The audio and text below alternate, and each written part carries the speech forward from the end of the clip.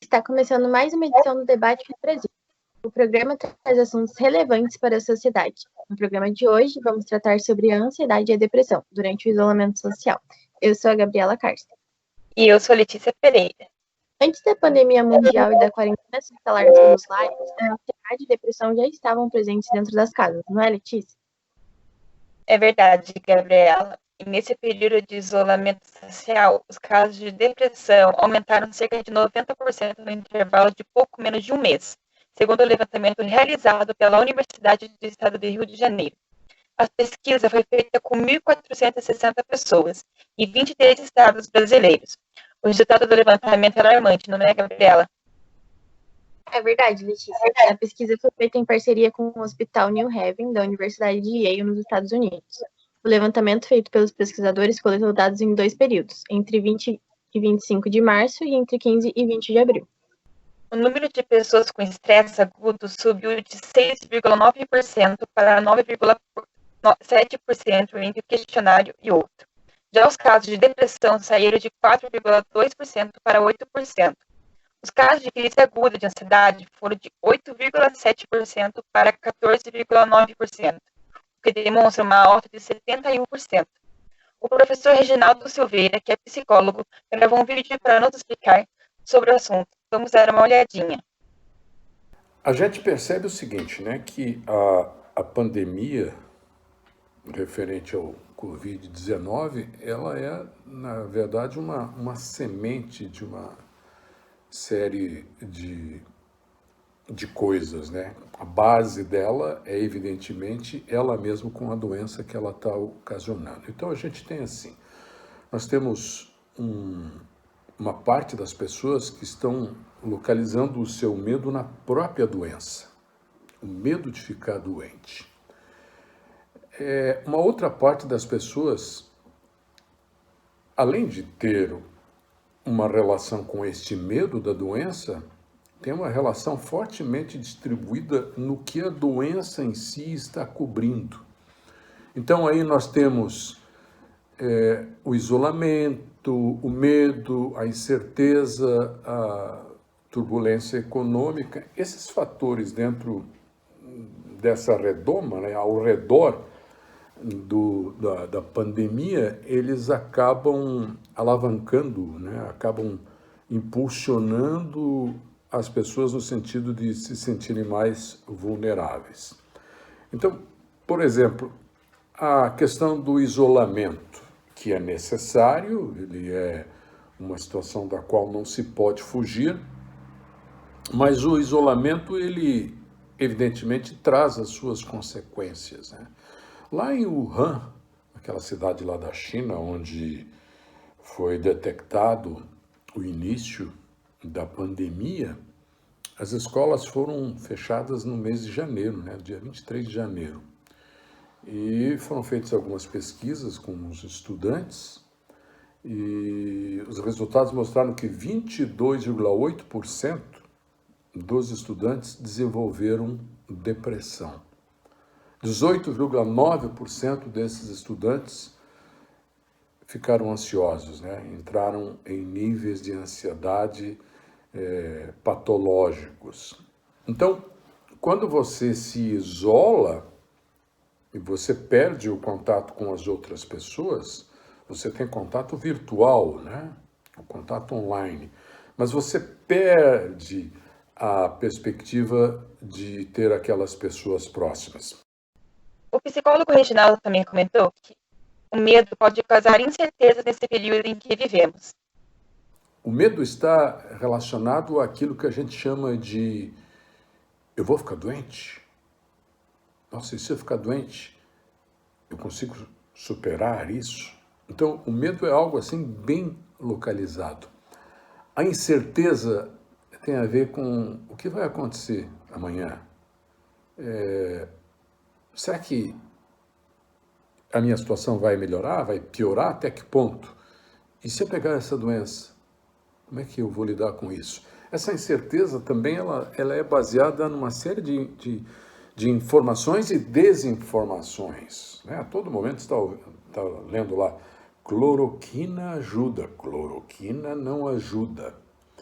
Então, essas coisas de incerteza também são motivos para esse aumento da ansiedade e da depressão. A questão algo que deve ser lembrado, né, na incerteza, você perde o sono, você fica inquieto, você tem batimento cardíaco, raiva, angústia. A pandemia também causou um grande impacto para quem perdeu seus empregos, gerando nessas pessoas sintomas de ansiedade e depressão. O professor também comentou a respeito. Na questão da turbulência econômica, são fatores que se aproximam um do outro. O que ocorre com a gente? Nós temos uma série de pesquisas de várias universidades sobre o impacto da perda, por exemplo, do emprego. O que isso provoca na depressão, na ansiedade? Metade das pessoas que perderam renda ou emprego em trabalhos que são divulgados por revistas científicas, elas relatam impactos negativos nessa saúde mental, que inclui o pânico, a ansiedade, a depressão, a angústia, a raiva.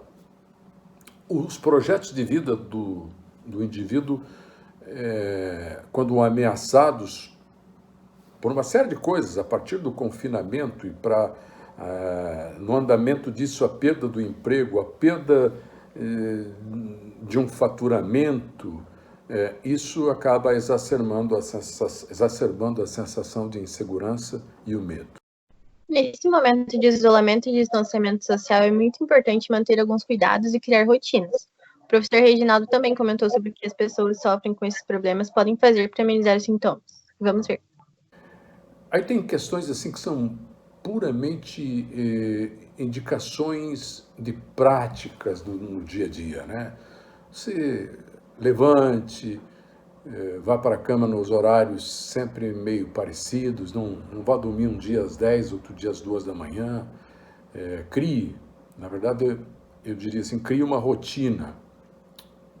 Dê atenção para a sua higiene pessoal, coma refeições saudáveis nos horários que a gente chama de regulares, pratique exercícios regularmente,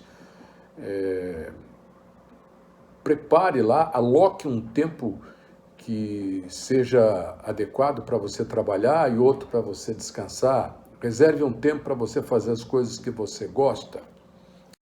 Essas são algumas das coisas que as pessoas que sofrem com depressão e ansiedade podem fazer nesse período de quarentena. Outra coisa que também está contribuindo para as pessoas se manterem bem são as terapias online, não é, Gabriela? Muito bem lembrado, Letícia. Diversas clínicas e consultórios partiram para o atendimento online nesse momento de isolamento. O esquema é o mesmo do presencial. Durante a consulta é indicado que o paciente esteja em um lugar calmo e sozinho, como no seu quarto. Para garantir o sigilo da sessão, também é recomendado utilizar fone de ouvido, tanto paciente quanto terapeuta. O professor Reginaldo também comentou sobre o que ele está achando dessas consultas online. Vamos ver.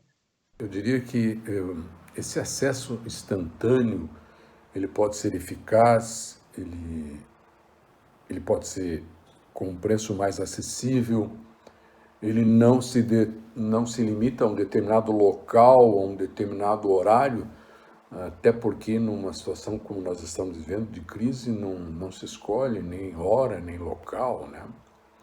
Existem vários estudos em universidades atestando a utilidade, o benefício que o atendimento psicológico online pode proporcionar para as pessoas.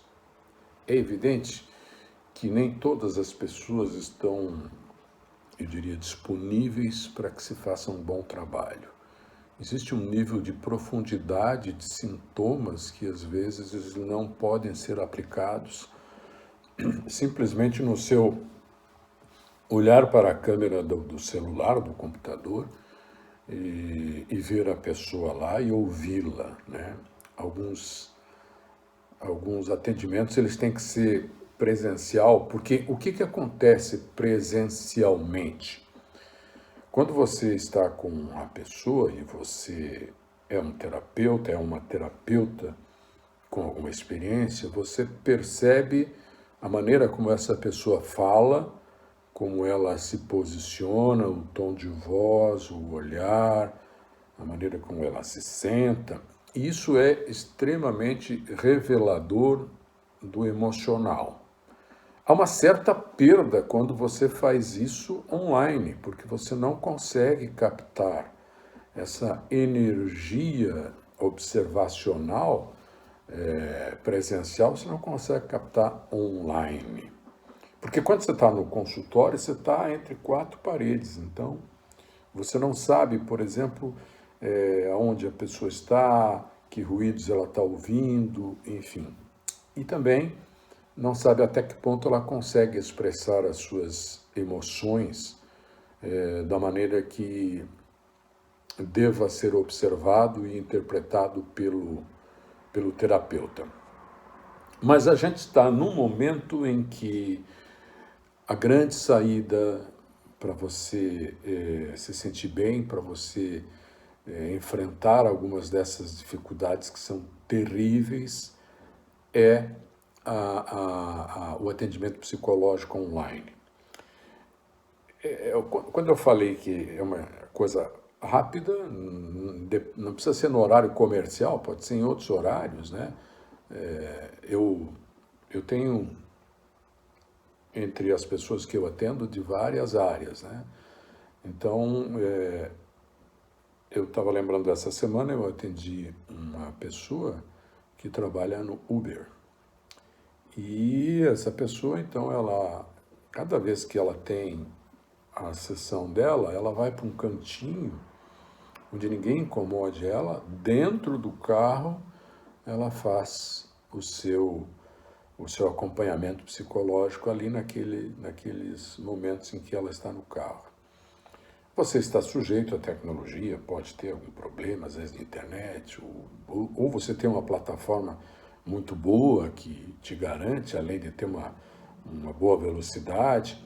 Agora, os benefícios são realmente, eu diria assim, não há como você não entender que você possa se beneficiar ou beneficiar alguém se você for terapeuta trabalhando com essa pessoa. Porque essa pessoa se comunica com alguém, mesmo que seja online, para falar de uma coisa que é extremamente relevante e importante para ela. Nesse momento, é importante ressaltar que, apesar de estarmos longe, não estamos sozinhos. Se você sente que precisa de ajuda, o Centro de Valorização à Vida funciona 24 horas por dia. Basta discar 188 no telefone. Por hoje é só. Não esqueçam de seguir e nos acompanhar pelas redes sociais no Facebook e Instagram da TV Campus Unibrasil. Acesse ainda o nosso site, o tvcampus.unibrasil.com.br. Até a próxima!